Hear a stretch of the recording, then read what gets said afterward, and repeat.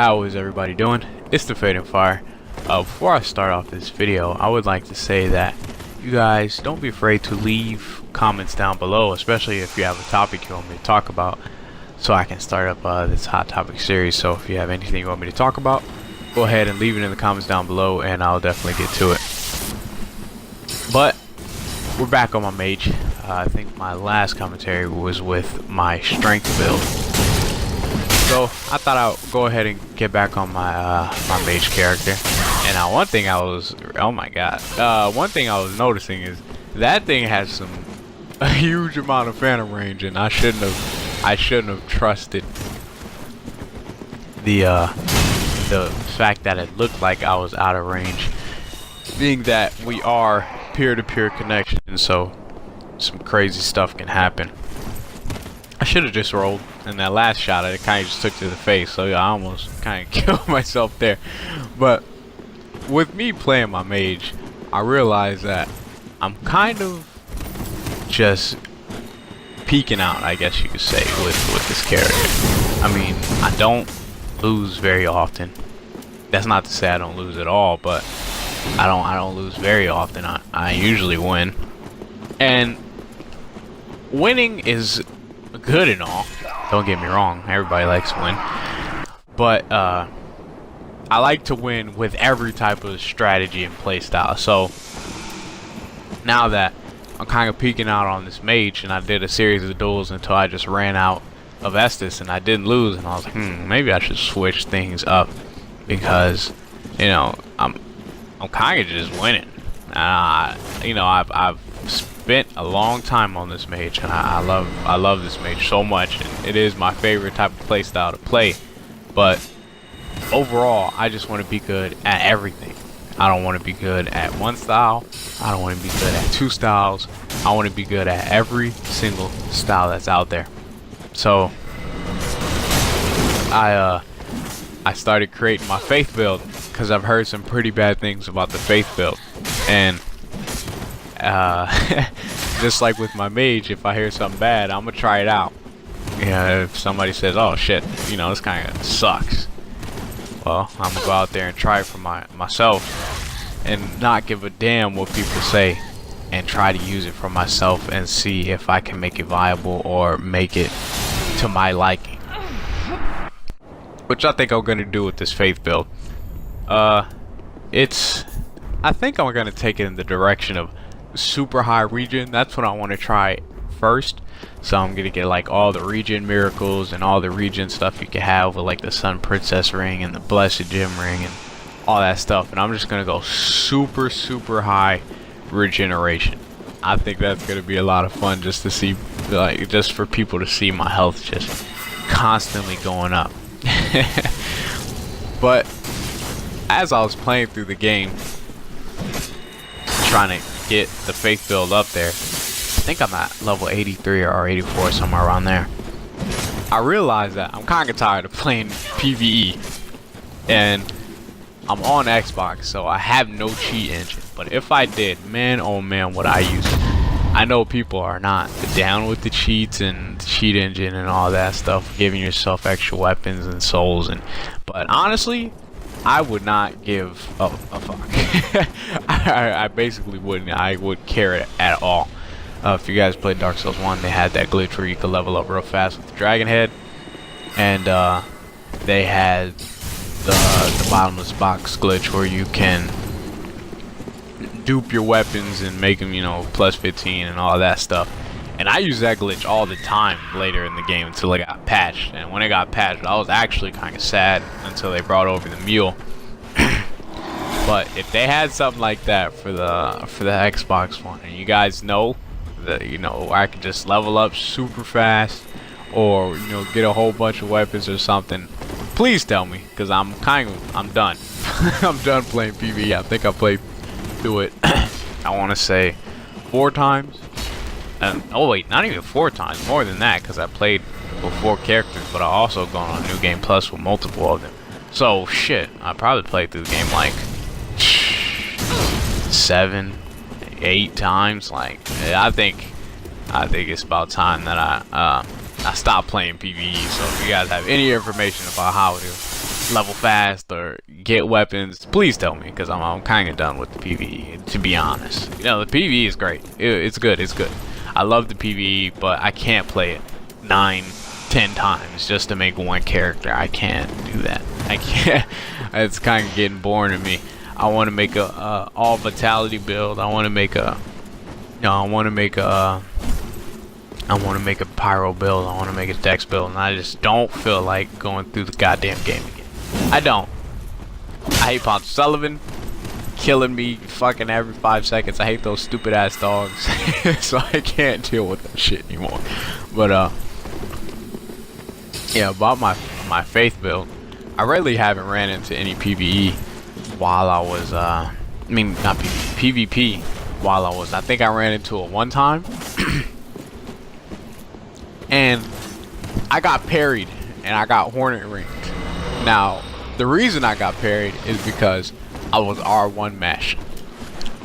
And if you watch my videos, I'm not really a R1 masher unless somebody just stands there and let me R1 mash on them, because why not?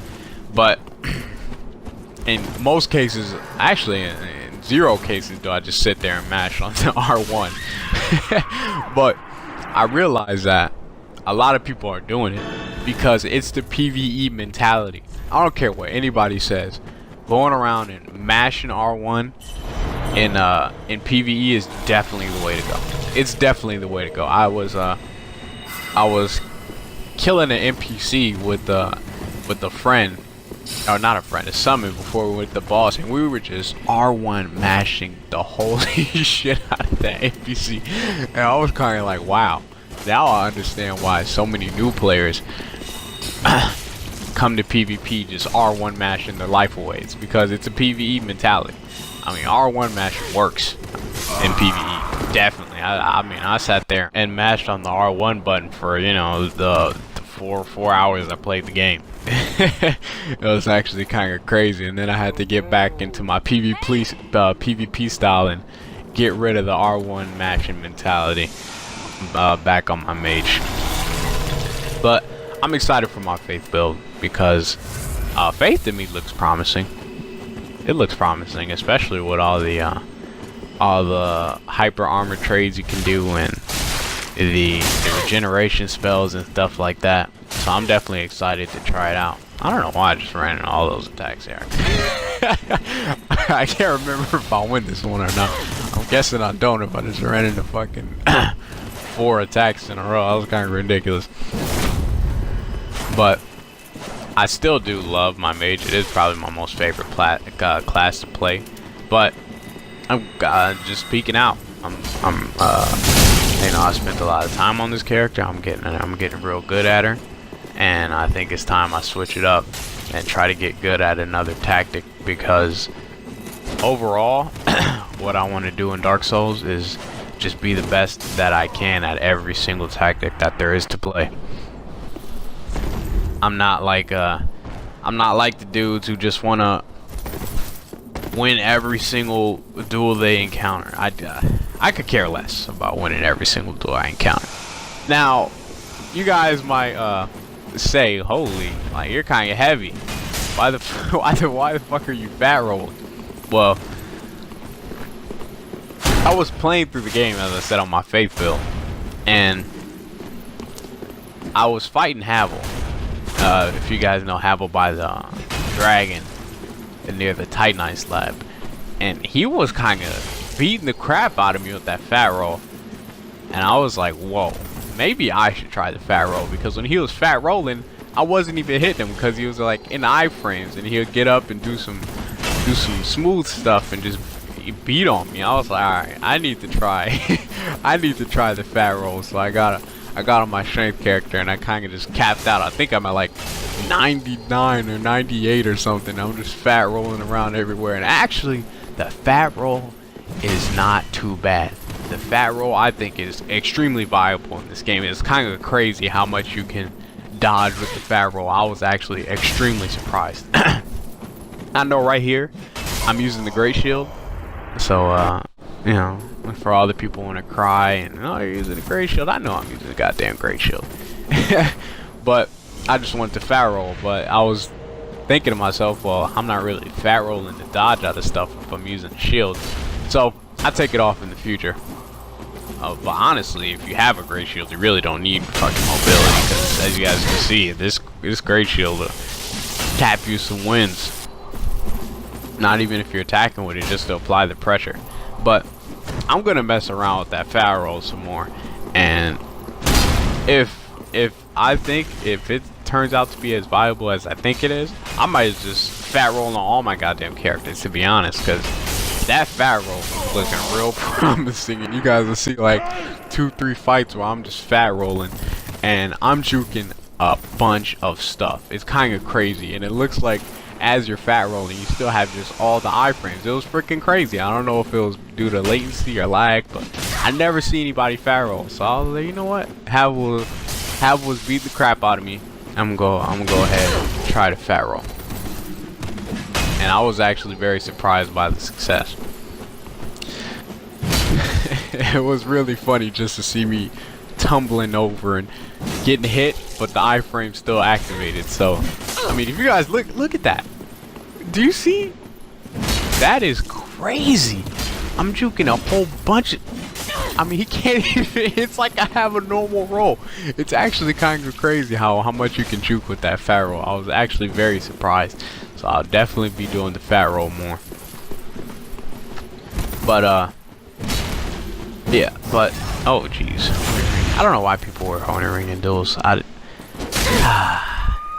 It just, I don't know, kind of just ruins it for me. It really does, because if I do get a parry, or I don't even go for parries anymore, because I assume everybody's a good player, and good players usually don't get parried, because it's not, if they're just obviously doing obvious attacks, then I will go for the parry, of course. But I just assume everybody's a good player, and they're gonna mix it up if they see you have a shield out. So I don't even go for the parries. I think it's kind of disrespectful to go for the parries, especially if you just freaking sit there all day and just parry spam. I'm not with that. So, and plus I don't even want to rely on the critical attacks. I kind of just want to rely on the spacing and attacking with my weapon. So that's why I usually don't go for the parries or have the hornet ring on, because the hornet ring is, I don't know, I parry somebody, they die in one shot. I mean, what did I really learn? I mean, what can I take away from that? I mean, I parried him and he died in one shot. I'm good. Nah, not really. I backstabbed him and he died in one critical hit. It's not really my style. So, you know, to all the people who wear the hornet ring, go ahead if you find it necessary to wear the hornet ring. I just don't find it necessary at all, especially in duels. In ganking situations, sure, go ahead, but in duels, I don't find it necessary. But a lot of people, I've been seeing tons of people doing the running R1s on those washing poles. I mean, they'll just spam those things all day, and I just ran into it so much in this set of duels. I was kind of like, fuck it, if they want to be annoying, I could be annoying too. So I just equip my great shield, and just, you'll see the crazy amount of pressure you can apply. I'm telling you guys, just pick up a shield. If you guys think that washing pole running R1 is OP or too hard to deal with, pick up a shield and just see how I deal with this. And this is not even a fast weapon. This is to catch people out of their rolls. And there seems to be a lot of latency between us, so I'm not gonna catch him out of his rolls anytime soon. But just equip that shield and see how the running R1s do when you have a shield just in their face. And this guy was just on the extreme defensive for so long. I think this fight is like 3 minutes. It's kind of ridiculous how long this fight is. But usually I'll just die or or just give up so I could get a better fight. But in this case, I was like, too many people running around with this shit, so they obviously must think it's like the best thing in the world. So I'm gonna try to show them that it can be topped. It can definitely be topped.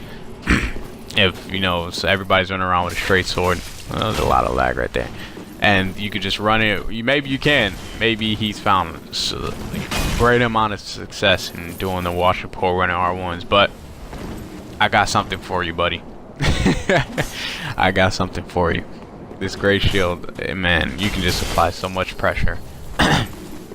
And I'm telling you guys, if you guys think that washing pole runner R1 is just too hard to deal with, grab a shield. I'm just sitting here because he's kind of being a little too defensive for me. He's just running around, backpedaling all day. I don't feel like chasing you around all day. So, I mean, he has the aggressive stance with the washing pole, but he's just not taking it. Maybe he's scared by the Great Shield. Great Shields are freaking amazing in this game. They amped up the Great Shields by a lot. And I'm kind of just fucking around with him right now, just in his face. Like, hey buddy, what's up? I'm not even trying to do anything. He's kicking my shield, but it's really not gonna work. I have too much stamina for that. And this is great still. It's great shield. I think it's at 78 stability, and it's at +4. So I'll go ahead and hyper armor through his kick, and he's pretty much dead now. So he's just panic rolling everywhere. It was just so fun. I was dying while I was going through these set of duels. But so you know, I want to be good at every tactic. So I'm starting to try to create characters, a lot of characters that have a playstyle, every single type of playstyle. So you guys will see some of my faith builds soon, and I hope you guys like it, because I'm liking the whole region thing with the Emit Force. It's really cool actually. Because that amount of region you can get, that shit is crazy. I never calculated it, the amount of region I can do. But you, when my faith videos come out, you guys are gonna see that it is a crazy amount of region. I sit there for, if I sit there for like maybe like 10 seconds, I'll get like 400 health back. It's kind of fucking insane. It really is insane. So I think I'm gonna have a lot of fun with the faith build, and I'm not good at it. I'm not. So when I post the videos, don't, because what you see is what you see. I don't cut out any losses. When I sit down and start recording, did you guys see? I juked that with the fat roll, easy. I'm gonna have to test this fat roll out. But what you see is what you see. So if I lose, I lose. If I win, I win. If I start recording and I lose, then I'll put it up there. If I start recording and I win, I'll put it up there. So once I get this faith build down and I start losing, don't be surprised, I'm not good at it. But that's all I got for you guys this video. I'll let you guys finish out this fight. Until the next one.